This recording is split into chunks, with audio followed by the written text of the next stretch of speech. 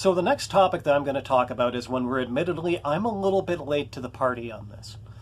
I think that this might actually have been going on for a little bit more than a week, but I just didn't really have enough space to fit it into the podcast last week. I'm going to try and fit it in very quickly this week, and that is, of course, the situation with Dr. Seuss, where they're taking a number of his books, I believe 6 in total, including books like If I Owned the Zoo, To Think I Saw It on Mulberry Street, and books like that. They're going to take them out of circulation.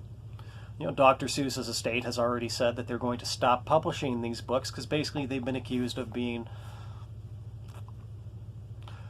perhaps not necessarily racist, but definitely insufficiently racially sensitive. And so what's going on over the past week is a little bit of a debate. Has Dr. Seuss been canceled? A lot of people are insisting that, oh, well, no, it's, that's not what's going on. I mean, it's just his estate, and they're just taking these books out of circulation. And I've actually seen a number of people posting these things we're talking about. It's like, oh, well, it's really the estate that's doing it, and they're doing the right thing. And I'm just going to be absolutely blunt about that. That has got to be one of the most pronounced examples of dipshittery that I have actually come across on the internet. Now, when you talk about Dr. Seuss's estate, basically you're talking about his family, people like that, people who are close to him, and fair enough. They're his next of kin, they're his heirs, they get to decide what happens with this whole thing. But you're also talking about people who have spent, in some cases, their entire lives being the beneficiaries of something that they themselves did not create. And they actually lack the amount of loyalty, to the author, to one of the most legendary and fundamental authors in American literature, period, let alone children's literature. They lack the loyalty to that person to stand up for their work. Now, instead, they kind of take the coward's way out and take everything out of circulation and just let all of these people have their way. That is absolutely unconscionable. If I were Dr. Seuss, I would be rolling in my grave. But really, this is something that I see more and more of. Other people getting their hands, one way or another, other people getting their hands on things that they didn't create, that somebody else created, and now that they have control of it, they're not going to bother respecting it. And in some cases, it doesn't even really just apply to things that they actually have control over. JK Rowling and Harry Potter, that's been controversial for quite a long time. She has views about, about different, LGBTQ groups that a lot of people don't like seen. A lot of people don't like her views. But one thing that's been going on more recently is that Warner Brothers is actually developing a Harry Potter video game.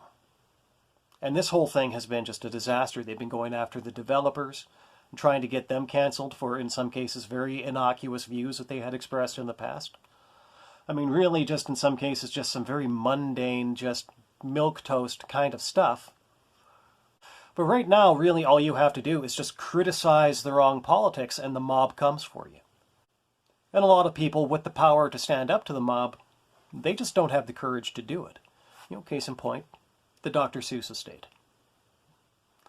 They had the opportunity to stand up to the mob and say, hey, we're not going to go along with you on this, and they didn't. Instead, they did the opposite thing. They folded.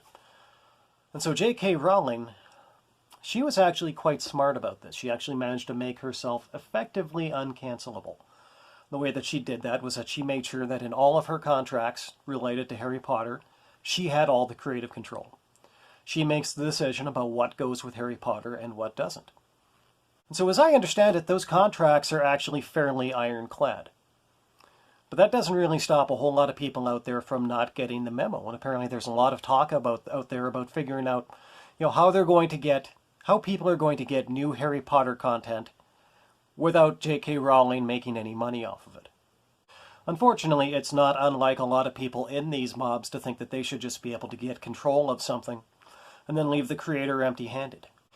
Basically, you're talking about people out there who are trying to figure out how to obtain all of the power that a creator should have without themselves having to go to all of the trouble of actually having to be creative. It's a sort of thing that for anybody who is creatively inclined, that should underscore the importance of dealing in any kind of contractual arrangement that you reach regarding your creation. Then you do need to maintain creative control over that. Because the second that you let it go, you're going to put it into the hands of some very ruthless people, or at the very least, it will definitely be within arm's reach of some very ruthless and, quite frankly, destructive people. Now, who knows? Maybe what's happened with Dr. Seuss is something that could happen with JK Rowling, after she passes away.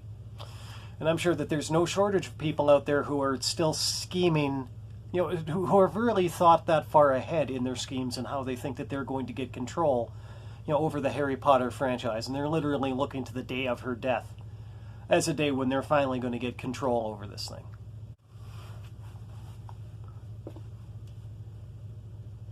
Personally, I just hope that her estate, whoever winds up... Personally, I just hope that whoever winds